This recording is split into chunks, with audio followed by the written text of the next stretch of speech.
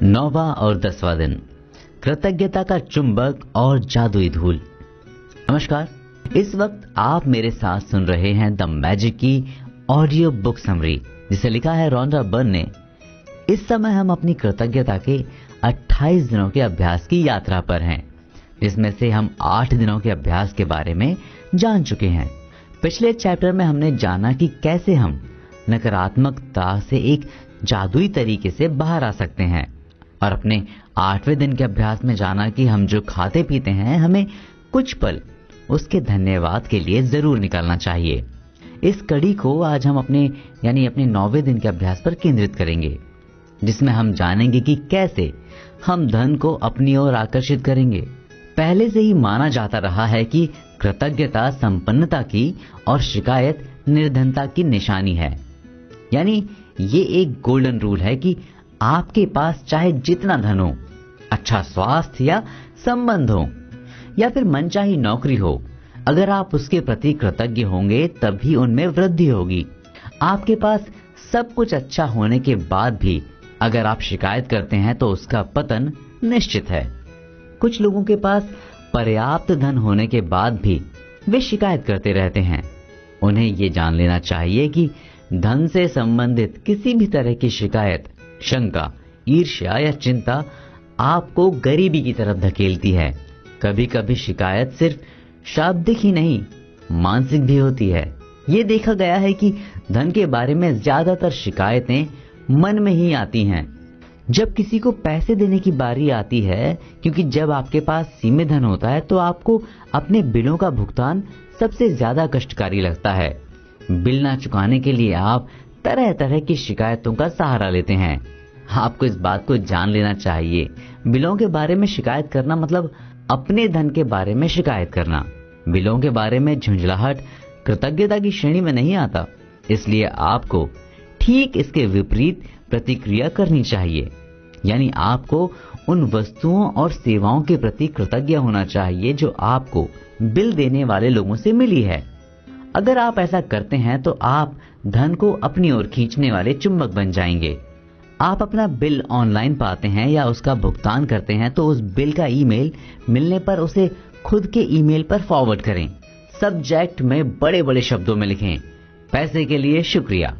इसी तरह पहले चुकाए गए 10 बिलों को ढूंढें और फिर सबके सामने जादुई शब्द लिखें, शुक्रिया, भुगतान किया। ध्यान दें कि जब आप इन शब्दों को लिखें तो ज्यादा से ज्यादा कृतज्ञ हों। जब आप भुगतान किए गए धन के प्रति कृतज्ञ होते हैं तो ये एक मैग्नेट की तरह काम करता है। वो भुगतान किए गए पैसे के बराबर के धन को आपकी ओर वापस खींचता है। कभी कभी ये बराबर राशि कभी 10 गुना तो कई बार 100 गुना भी होती है। लेकिन आप जो धन अर्जित करते हैं वो इस बात से तय नहीं होता कि आप कितना ज्यादा धन देते हैं, बल्कि इस बात से होता है कि आप कितनी ज्यादा कृतज्ञता देते हैं।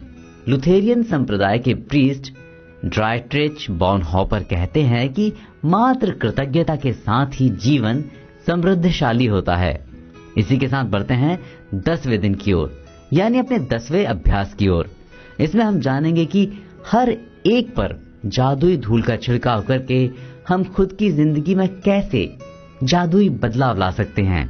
प्राचीन धार्मिक ग्रंथों में लिखा गया है कि आप किसी इंसान को जो भी चीज दिल से देते हैं वो आपके पास 100 गुना होकर वापस आती है। इसलिए हमें कृतज्ञ होना चाहिए। किसी इंसान को थैंक्स बोलना जरूरी नहीं है, लेकिन ये आपके जीवन को बेहतर बनाने के लिए बहुत जरूरी है। आप दुनिया के उन सभी सफाई कर्मियों के बारे में सोचें जो पब्लिक टॉयलेट, हमारी सड़कों, ट्रेनों, बसों, हवाई जहाजों, अस्पतालों, होटलों, ऑफिस की सफाई करते हैं। आप पूरी दुनिया के सभी सफाई कर्मचारियों से मिलकर उन्हें धन्यवाद तो नहीं दे सकते, लेकिन जब भी आप रास्ते में या कहीं भी इनसे मिलें तो उनको शुक्रिया कहते हुए उन पर जादुई धूल का छिड़काव करें। जब भी आप अपने ऑफिस की चमचमाती मेज पर बैठें, साफ फुटपाथ या फर्श पर चलें, तो कृतज्ञता जरूर प्रकट करें। मन ही मन आप उनको शुक्रिया या थैंक्स भी बोल सकते हैं। अगर आज आप घर पर हैं तो एक पेन और नोटबुक लेकर उन 10 लोगों की लिस्ट बनाएं जिन्होंने आपकी सेवा के लिए अतिरिक्त कोशिश की थी। इसमें कोई भी हो सकता है, आपका पोस्टमैन, कचरा उठाने वाला, जनरल स्टोर वाला, डिलीवरी बॉय या फोन पर किसी ने आपकी समस्या को हल किया हो, उनको धन्यवाद कहकर जादुई धूल का छिड़काव करें। कल यानी 11वें दिन जो अभ्यास करने वाले हैं उसे आज ही पढ़ लें, क्योंकि 11वें दिन का अभ्यास सुबह से ही शुरू हो जाएगा। अपने जादुई पत्थर को हथेली में लेकर दिन में हुई सबसे अच्छी बात के लिए कृतज्ञ हों। सेंट एम्ब्रोस के इस वाक्य के साथ हम अपने अगले चैप्टर की ओर बढ़ेंगे। वो कहते हैं कि कोई भी काम इतना जरूरी नहीं हो सकता जितना किसी का शुक्रिया